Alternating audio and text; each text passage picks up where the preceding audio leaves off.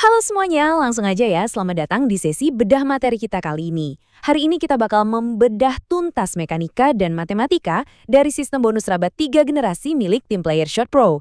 Kita bakal lihat bareng-bareng gimana sih sebenarnya hitung-hitungan ini bekerja di atas kertas. Yuk kita mulai.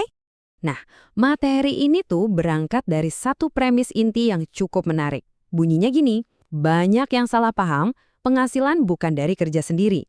Dokumen yang kita jadikan sumber ini benar-benar mencoba mematahkan asumsi lawas kita bahwa uang yang besar cuma bisa didapat dari memeras keringat sendirian. Alih-alih kerja keras sendiri, mereka menawarkan pendekatan struktural yang beda banget soal gimana kita seharusnya memandang produktivitas. Konsep ini ngajak kita ngebandingin langsung antara kerja sendiri dengan yang namanya sistem duplikasi. Jadi, sumber materi ini mau mengalihkan fokus kita. Bukan lagi soal seberapa banyak pekerjaan keras yang kamu lakukan sendirian, tapi seberapa efektif sih kamu bisa membangun sebuah sistem duplikasi yang pada akhirnya bisa beroperasi secara mandiri. Ibaratnya, ini tuh transisi dari berjuang sendirian menuju upaya kolektif yang terstruktur rapi. Tapi, ya, untuk menjalankan itu semua, materi ini ngasih penekanan yang kuat banget sama apa yang mereka sebut sebagai mentalitas rino atau mental badak. Apa itu? Intinya adalah tekad baja, pantang mundur, dan dorongan untuk menembus segala rintangan demi menggerakkan roda sistem ini ke depan. Karena menurut mereka, tanpa pola pikir penggerak yang agresif ini, struktur yang udah ideal di atas kertas nggak akan bisa berjalan praktis di dunia nyata. Oke, kita masuk ke bagian pertama. Dasar sistem 3 generasi. Kita lihat mesin utamanya. Berdasarkan materi edukasi yang lagi kita bedah ini, aturan mainnya sebenarnya gampang banget dan ada 3 pilar fundamental. Pertama, patokannya jelas, satu orang yang aktif itu sama dengan menghasilkan 1 koin per hari. Kedua, dan ini penting banget buat dicatat, bonus itu cuma ditarik secara spesifik dari 3 generasi di bawah garis utama kamu. Nggak kurang dan nggak lebih. Ketiga, desain pertumbuhannya itu nggak linear, melainkan berjenjang. Artinya, jaringan kamu nggak tumbuh lurus-lurus aja, tapi bercabang, dan makin melebar seiring bertambahnya kedalaman generasi. Kayak akar pohon gitu deh. Nah, dari teori tadi, ilustrasi ini menggambarkan dengan pas banget konsep duplikasi dari skala yang paling kecil. Bayangin kamu mulai dengan generasi 1 yang isinya cuma 3 orang. Terus, kalau masing-masing dari mereka melakukan hal yang sama persis, generasi 2 kamu otomatis jadi 9 orang. Dan pas pola ini berlanjut ke generasi 3, angkanya langsung berkembang jadi 27 orang. Jadi, dari langkah awal yang cuma melibatkan 3 orang aja, total struktur jaringan di 3 generasi ini dengan cepat terakumulasi jadi 39 orang. Lanjut ke bagian 2, yuk kita bahas sisi matematikanya.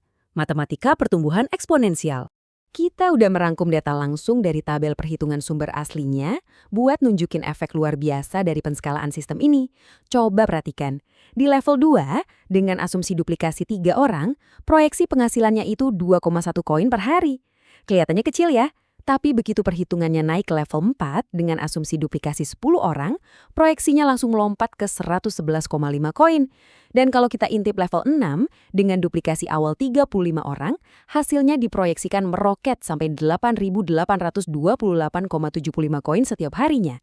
Ini benar-benar mengilustrasikan betapa ngerinya mekanika dari matematika berjenjang. Biar makin kebayang seberapa drastis lompatannya, grafik ini bikin perbedaannya jadi sangat kontras.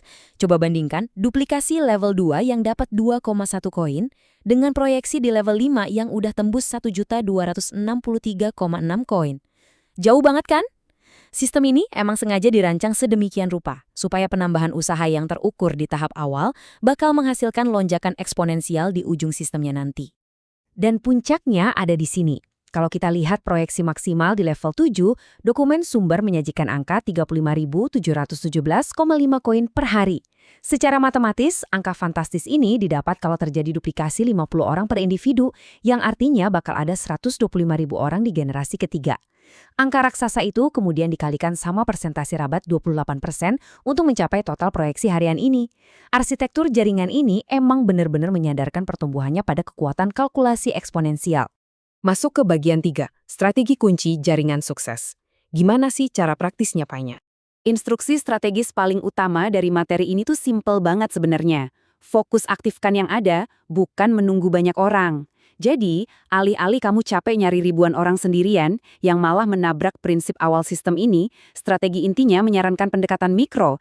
Tujuannya adalah mengaktifkan segelintir orang aja di awal, katakanlah 3-5 orang. Terus pastikan pemahaman serta pelaksanaan duplikasi mereka berjalan sesuai struktur. Jauh lebih cerdas kan? Materi edukasi tersebut menggarisbawahi sebuah formula sebab akibat yang kuat. Kalau ada proses yang mereka sebut rapi duplikasi, nah itu diklaim berbanding lurus sama yang namanya besar hasil. Terus kalau upaya ini dijaga konsistensinya, dokumen tersebut menyatakan kalau jaringan kamu bakal tumbuh secara otomatis. Jadi biarpun kamu mulainya dari skala yang kecil, setiap orang di dalam struktur ini diproyeksikan bakal bertumbuh sesuai dengan level kapasitas dan duplikasinya masing-masing. Ini yang bikin jaringan bisa terus berevolusi menuju generasi-generasi selanjutnya. Nah, sebagai penutup sesi bedah materi kita hari ini, materi Team Player Short Pro ini meninggalkan satu refleksi yang cukup mendalam. Dalam rutinitas sehari-hari, apakah pendekatan kita masih sekedar bekerja keras sendirian, atau kita udah mulai melek sama matematika duplikasi untuk membangun sebuah sistem yang kolektif? Pemahaman soal konsep matematis dan struktural kayak gini tuh menawarkan perspektif baru banget tentang bagaimana sebuah usaha dikalkulasikan menjadi hasil yang nyata. Oke, makasih banyak ya udah gabung di sesi kita kali ini, dan sampai ketemu di analisis kita berikutnya.